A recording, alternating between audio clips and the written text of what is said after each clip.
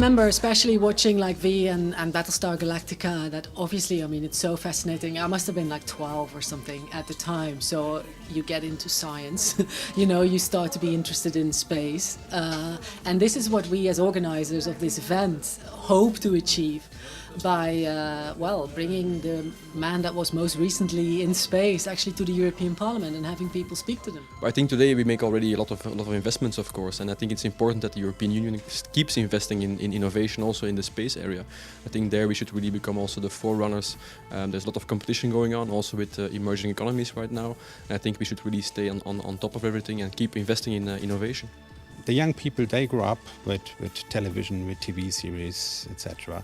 And for them it's very important to see these role models, to see, oh, there are people that can serve as an inspiration for me, and to go this way, to become a scientist or to become an engineer, shaping the future. Enterprise, beam me up, please. Good evening, good afternoon, everybody.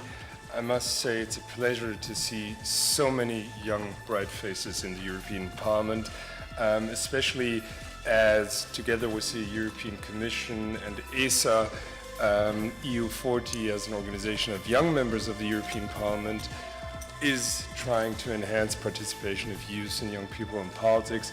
I'm sure you're especially here because of the European Parliament, the Commission, not because of the astronauts and Mr. Koenig, which I will introduce you soon. And for us, it's an incredible honor to have these people here. I don't need to introduce the people who were just introduced, but I just want to say that it's a big honor for me to be here in a parliament with you, with these people sitting around this table. I'm so happy, really. This is one of my dreams when I was a child. So my dream came true already, which is nice. But without very long intervention, I would like to give a floor to Mrs. Clover for setting the mood, as we call it, for her introductory speech. Please. So what have we here?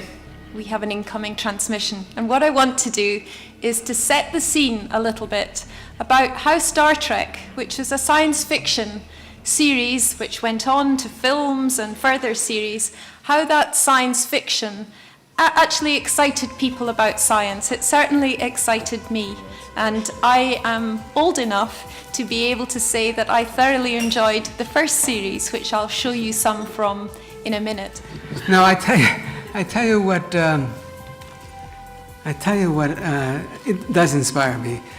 I go to a lot of conventions, and people come up and they say, I became a fan of Star Trek because my father or my mother watched it, and that was the one show they let me stay up for, and we bonded on that. Wow, that's really wonderful. It speaks about a whole lifetime. Not only have you found a common appreciation, but it solidifies your relationship and makes you more of a family. What is inspiring for young people and what can enthuse them for science and technology is role models. I think role models play an important role. For us it was characters from scientists, from Star Trek, but it can also be real role models. And the fact, I think, that sometimes young people think that science is boring, mathematics is boring when they sit in high school. We can show examples of people that have done scientific careers, like myself, engineering careers, that have a very exciting life. Again, who would have thought 100 years ago that any citizen, or almost any citizen, from the European Union could take an airplane and go and fly? But today it's reality. Maybe in 100 years anybody can go and take a rocket and take a trip to space. Why not? I hope that once we master gravity, like with the Higgs boson, and we start to understand it, that we can then manipulate it, and then we can then find other systems than just the standard rockets to fly to space. And maybe it becomes much cheaper and ecologically friendly. I also hear people with physics background, lawyers, getting into something totally different. I was trained as a medical doctor, and then that was in the Cold War, and I never would have thought that I would become, say, a co-pilot of a Russian spaceship.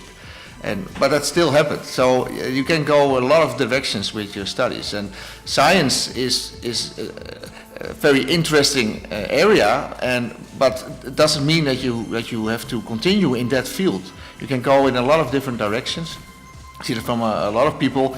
It's the interest in and the curiosity of people that brings them further. When it comes to a manned Mars mission, I would say that today we have the technology to do it. In fact, today we are much closer to realizing a manned mission to Mars than NASA was in the early 60s in realizing a manned mission to the moon. Of course it's going to be difficult. We're talking about, with technology of today, we're talking about a round-trip mission time of 2.5 to 3 years, 6 months there, a surface stay on Mars of about 1.5 years in order to wait for the planets to get into a favorable position before the astronauts can return, followed by 6 months back. So we're talking really about a very long trip of 2.5 years, but I certainly think that we have the understanding and the capabilities to achieve it.